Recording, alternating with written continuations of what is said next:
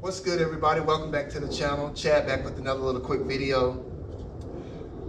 Just sharing my thoughts, man, about what it's like to have ownership of a Shelby GT500. From a buyer's perspective, you see a lot of YouTube channels, a lot of videos of reviewers reviewing these cars, and they get paid to do that, right? I'm not getting paid or anything like this. This is my own car. I'm keeping this car. I've had it for about 4 months now, 4 or 5 months. And just sharing my initial thoughts for having it for a few months. Car has roughly about, today, about 800 miles on it. I don't drive it too much, just, on a Sunday afternoon or Saturday afternoon, if it's sunny out. It hasn't seen any rain or anything like that. But make sure to hit the like button, man. Subscribe to the channel. Hit the notification bell so you'll be notified every time I upload new content. But yeah, so I've had the car, like I said before, about 4 or 5 months.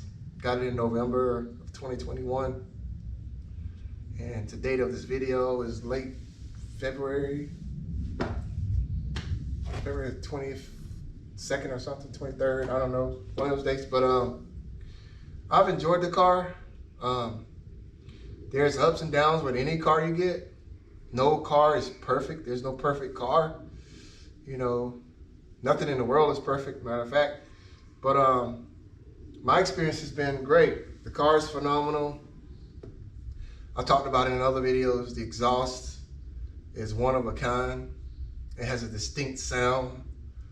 I know a few days ago, I got an email from one of the supervisors, one of my managers at work. He was like, "Man, I can hear your car leaving the office, man. It's one of a kind sound." So, the sound of the car is incredible.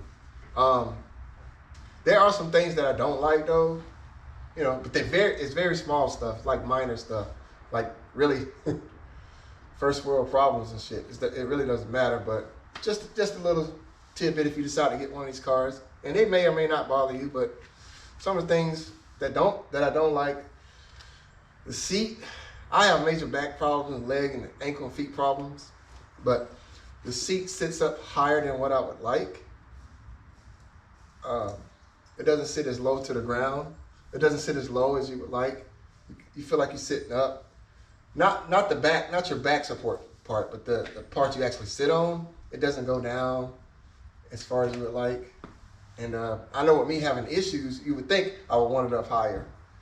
But when you're sitting in the car and you're behind the wheel, you feel up higher than what you would like. So that's one little thing. Another little thing is, you don't get these cars for gas mileage. But I'm telling you right now, if you decide to get a Shelby GT500, which you should already know as a car enthusiast, everybody just ain't getting these kind of cars. Usually if you get a car like this, you already know.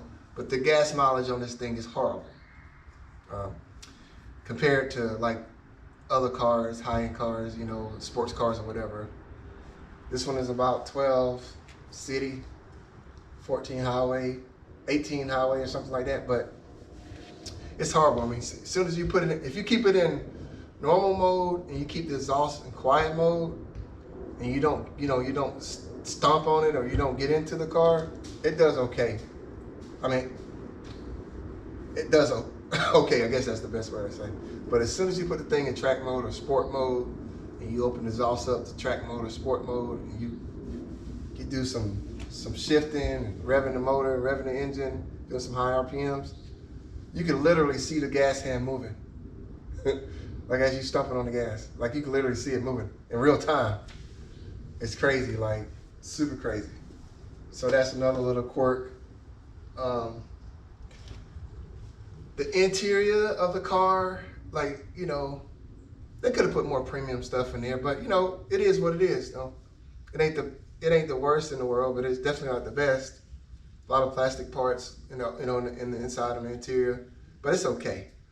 But they could have done better. You know what I'm saying? Like I think in the premium GTs, you get more illuminated lighting in the inside of the interior. This one doesn't have all that. The lighting in the handles of the door, in the floorboard where the gas and the brakes are. You get lighting and stuff like that. And in this car, you don't get that. But that's okay. You know, this car is not designed for all the luxuries and all the comfort features and stuff like that. It's more performance based. And I get that. But I'm basically just saying to y'all, you know, if you're looking to get one of these cars, you haven't seen one, you haven't driven one, you haven't been around one up in person, I'm just like, you know, some of the things that might come in play. My biggest thing though, out of everything, the biggest one for me, that this car didn't come with a front face camera, front end camera. You know, the car is a very expensive car. That front splitter, the front end of the car is long. So when you're driving, you can't really judge how close you are when you're parking into a parking spot. So, you know, you just gotta keep practicing and get used to it. But they should have put a front end camera on the car so you can protect your front splitter. Those front splitters, the ones come standard from the factory, are about $1,200. And then I know some friends of mine, you know, they got the carbon fiber front splitter. And those things are very expensive parts, man. And you just hate to see them get damaged, you know, just from parking. That'll suck. You know, the car does have a rear end, a backup camera, but it doesn't have a camera in the front. They should have put one of those on there, as much as these cars cost, just to protect the front end of your car when you're parking and stuff like that, so you can see where you're at. So that is my biggest gripe out of everything.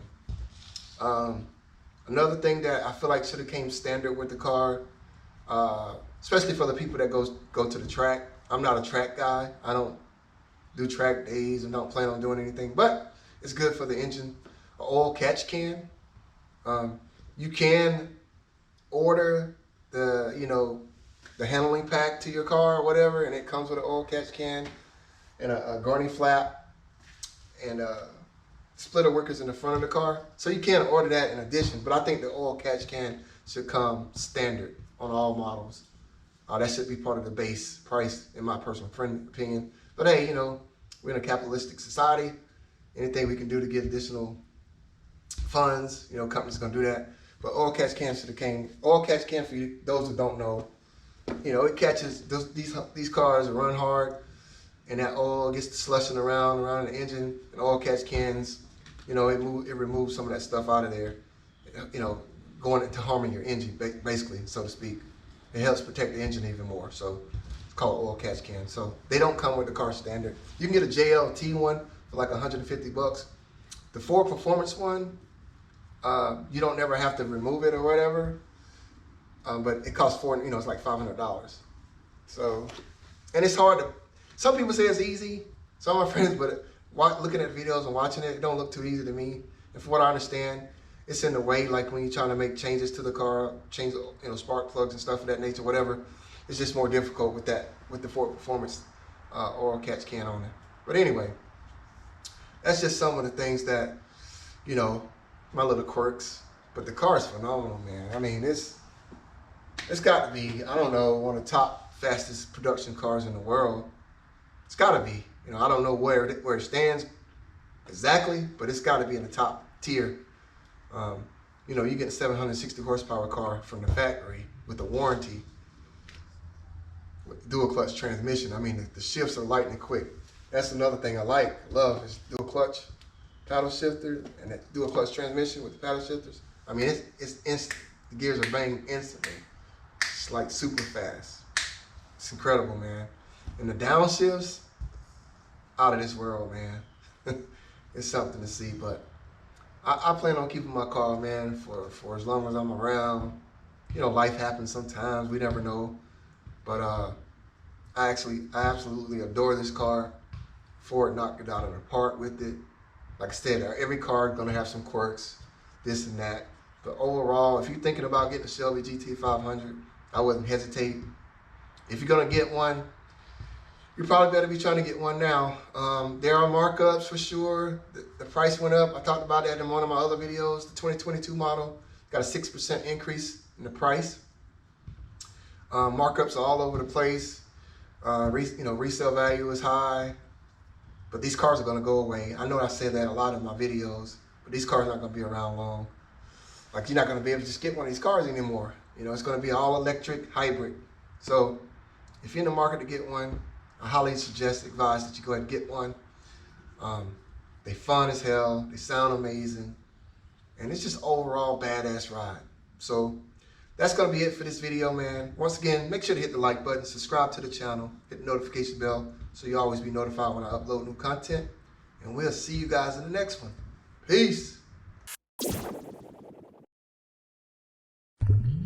you like it though? Did you Double tap.